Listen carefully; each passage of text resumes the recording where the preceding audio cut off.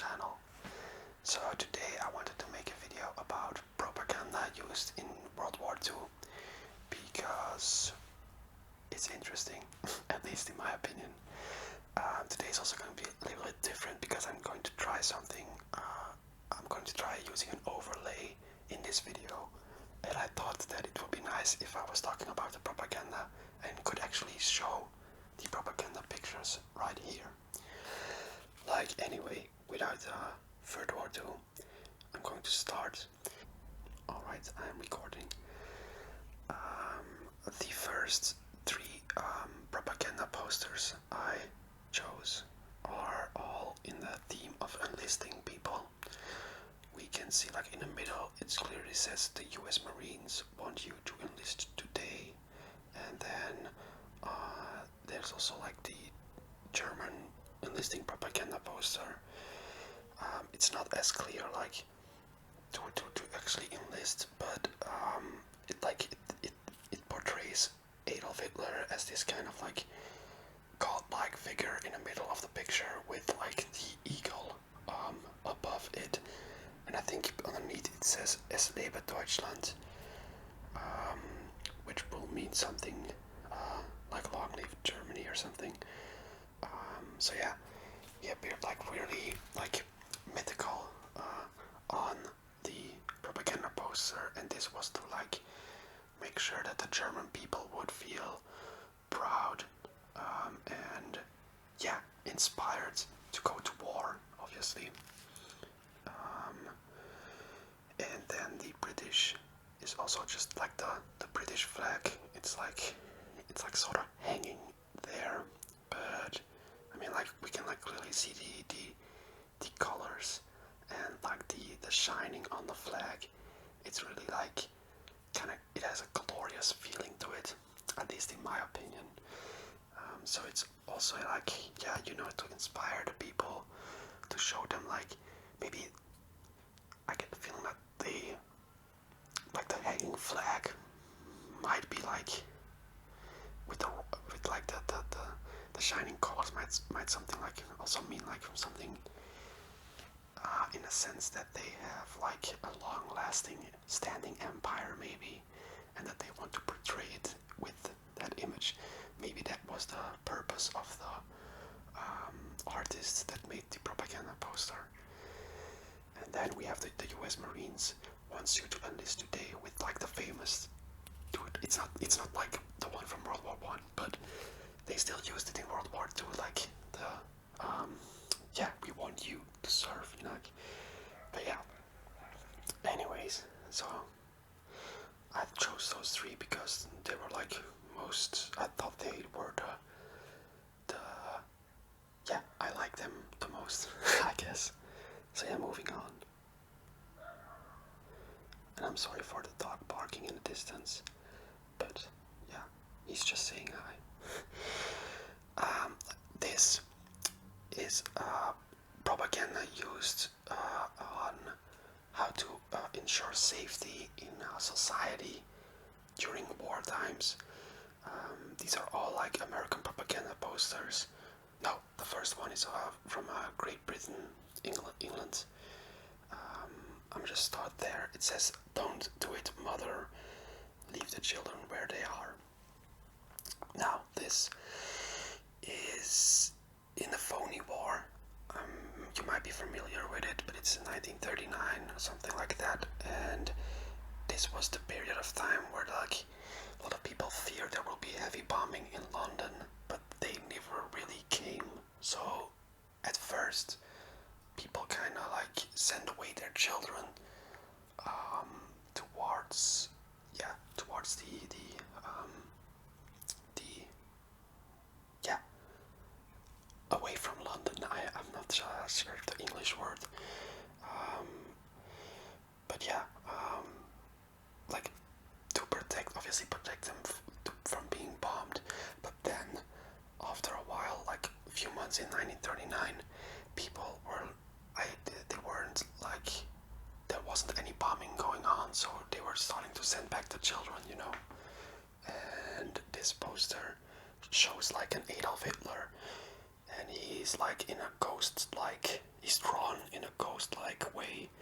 Um, this was to like show the people like, you know, like it might not be there right now. The bombings may not occur right now, but they sure can. So keep the kids away from London, you know, just to make sure that they are safe. And then the picture in the middle is actually also one I thought was really interesting because, you know, when planes fly over a city, I'm sure you know that they have to turn off all the lights so that they can't really aim accurately with the bombs. Because if they see lights, they know like there's a city and we can bomb it. But if there was an air raid going on, yeah, they would turn off all electricity in the city and stuff like that so that it will be completely dark. But this, in fact, caused a lot of traffic incidents, like collisions of cars and stuff like that. And this poster, it was intentionally purposed to inspire people to wear like white t-shirts and stuff like that when they were operating a vehicle, so that when the power went out, they would stand out in traffic and not stand out like hard enough to like to to mark the bombers or something like that. But I mean, like if you wear a white shirt, you're obviously more likely to be seen when you're wearing like a dark shirt or something like that. So you can see like, I don't know why it's mirrored in the PowerPoint, but I guess I just did that by accident, so I'm sorry. But it's just like a black thing, and then there's like all these kind of cartoonish phrases of oops, sorry, and little stars that people collide with each other, and I'm so sorry, oh, oops, stuff like that, you know, like because everybody's bumping into each other. Yeah, anyways, and then the last one, the third one of this slide is in a raid, open your door to the passersby, they need shelter too. This is obviously when there were raids going on and people were on the street, you were like not obligated, but I mean like they wanted you as a civilian to open the doors for people on the street so they could shelter inside your basement, so that everybody could remain safe, obviously. Yeah, moving on. This was also one I thought was really interesting. In during war times, like food supplies and other supplies can become quite like small, you know. So the American government kind of wanted to persuade people to grow their own like vegetable gardens, and they were called victory gardens. This was like to make sure that the people had enough to eat during war times, because I mean like that's not always a given in like in this world war, you know. So if you had your own like garden, you could or grow your own food, and you also always like had some sort of form of security or something like that. And also, the American government, they persuaded people to do this because, yeah, I mean they also like saw the benefits of like growing our own fruits and vegetables. It gives purpose, you know, and also like it's good for mental health in a way. I mean, like not in a way, it's obvious because you're growing your own food, and yeah, I mean like that's kind of like essential to. I mean like that's not essential, but it's kind of like in within lines, in essence, with the human existence, I guess. So I believe that it can have benefits for your own like mental health as well, especially during bleak times, to like grow your own food or something. But anyways, it says plan and grow for winter, plant crops for garden wealth, assure the family's winter health.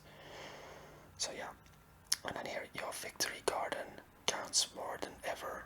obviously, because it's wartime, you know.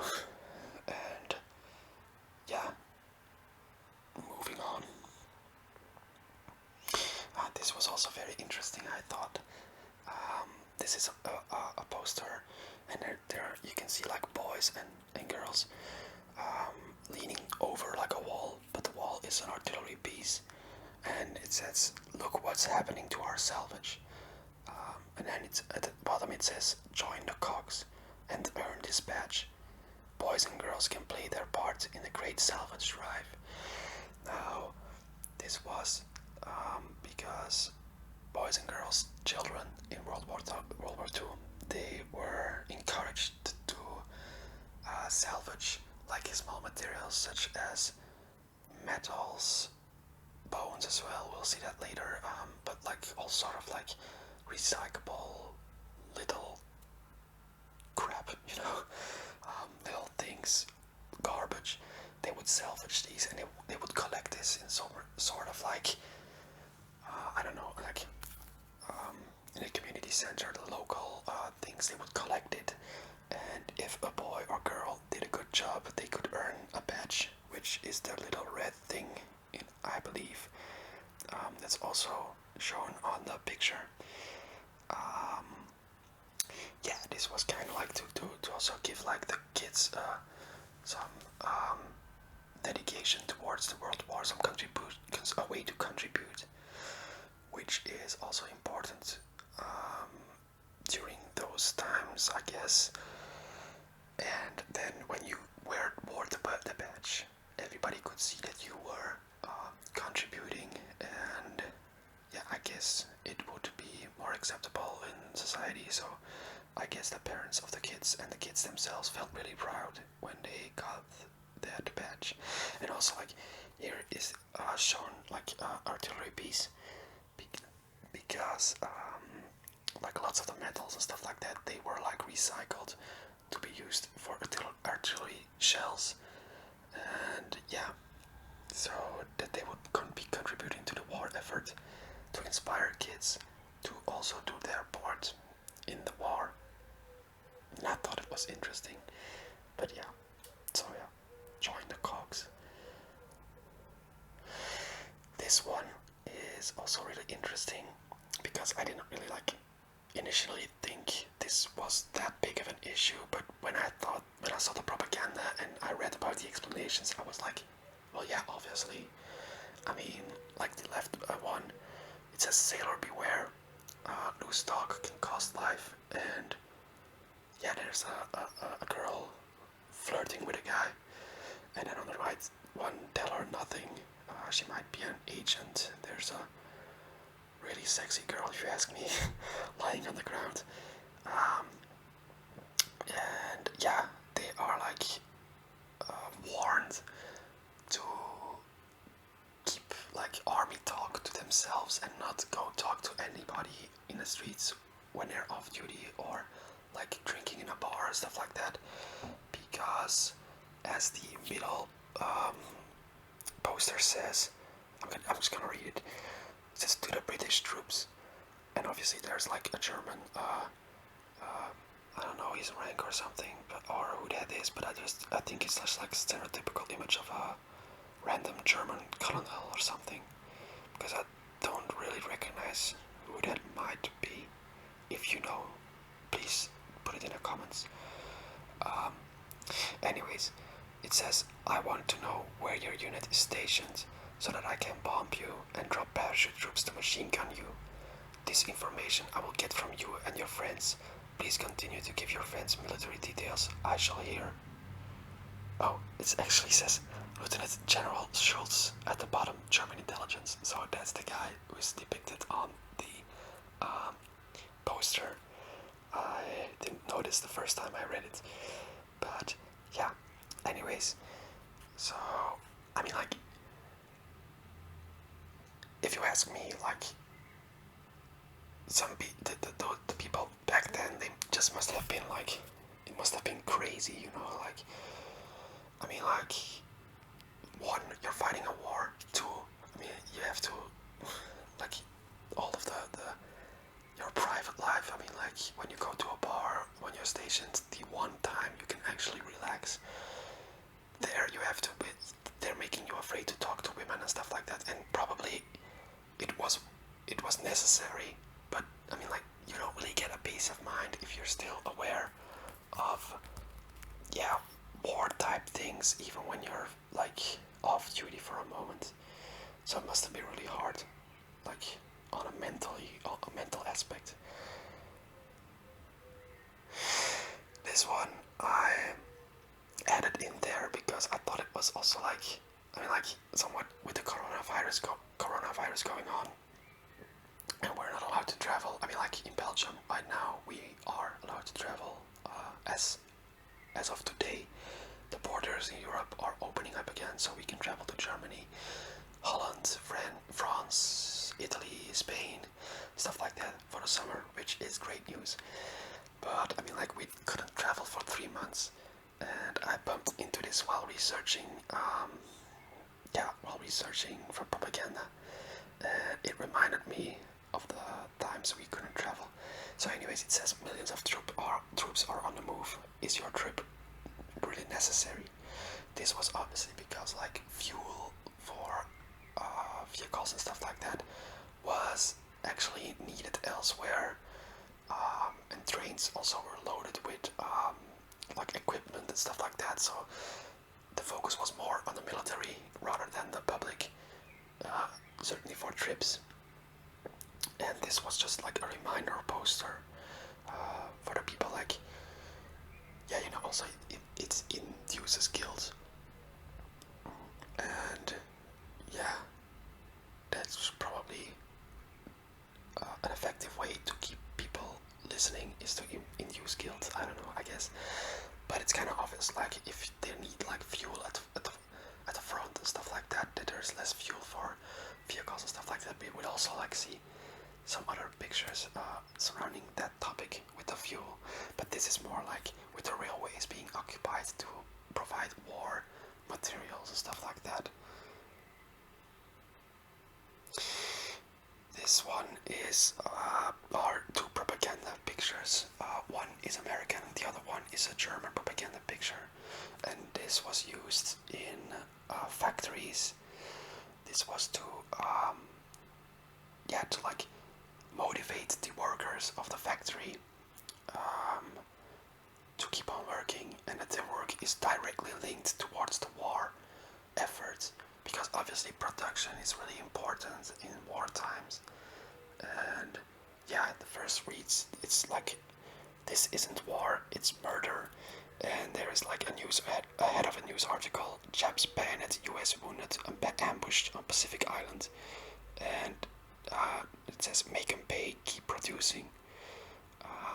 And it shows like an American injured soldier against the three, and the Japanese are like bayoneting him.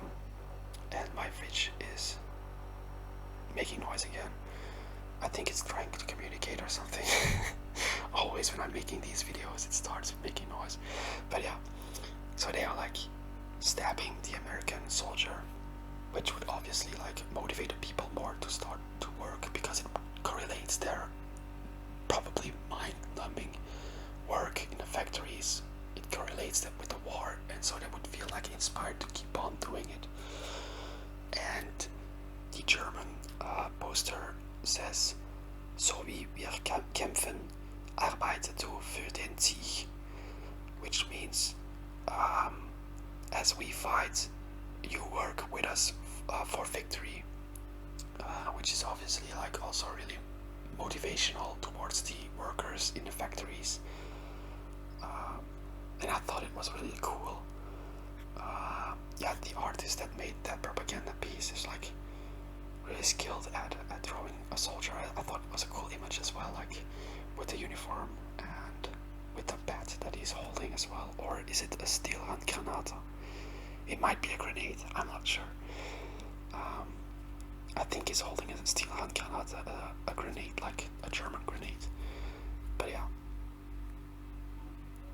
This one is also related to travel, as we spoke about earlier, and actually it's about carpooling, but they used to call it swap riding. And the idea behind it was, the first one reads, when you ride alone, you ride with Hitler. Join a car sharing club today. And the other one says, swap riding, the new way to new friendships. This was to encourage people to share rides, because fuel was needed for the front, and they could like afford less fuel to be invested in the society, you know. They need more fuels for tanks and stuff like that, so they want people to carpool or to swap ride. Yeah, this was propaganda used back then, and it's still relevant today, you know, because there's still carpooling commercials and stuff like that. Sometimes at the side of the highways, in Belgium at least, there is. But yeah, also apparently during World War II, as you can see now. This one I included as well, because I thought it was like special, I don't know. This one is a propaganda poster for people to hold on to their bones of animals that they eat or stuff like, I mean like just animals that they eat, like bones from chicken or turkey or stuff like that, rabbits and stuff like that. They would collect them, they would give it away, and this was needed to make glue for housing and fertilizer for food, to make food from, and also soap was also made from the bones. I just included it because I thought it was like a special thing. I didn't really know about it, but yeah, as you can see, like during war times, there was a lot of effort being made to let people recycle and reuse already used materials, and like find new ways and stuff like that to make certain things more efficient and keep recycling. I don't know. And then I think this is the last picture. I just had to include it because nowadays I think the woman depicted on the image is called Rosie. But nowadays this obviously stands for feminism. I do believe that it is the most used World War II propaganda piece today. I mean, like it's the most famous, because nowadays it's used for feminism, but back then it's also like kind of used for feminism, but it was because a lot of men had to serve in a war, and this image was made to encourage women to take over certain manly forms of work, for example the ammunition factories and stuff like that. And yeah, it's the famous phrase, we can do it. And yeah, as I said, it was necessary for women to take over the job of men, and they did a really good job. Yeah, so and nowadays it's obviously used for feminism, which is also why I included it, because it's still relevant today, as it's an image made during World War II times, and it's still used today. And I thought, like, I don't know, it's kind of cool, you know. So yeah, this was the end of the presentation. I have to stop recording. Anyways, I really hope you enjoyed this little show, and I hope I am not having a too hard time to like make the overlay. If you liked the video, please like and subscribe, it means a lot, and I'll see you in the next video. So yeah, goodbye.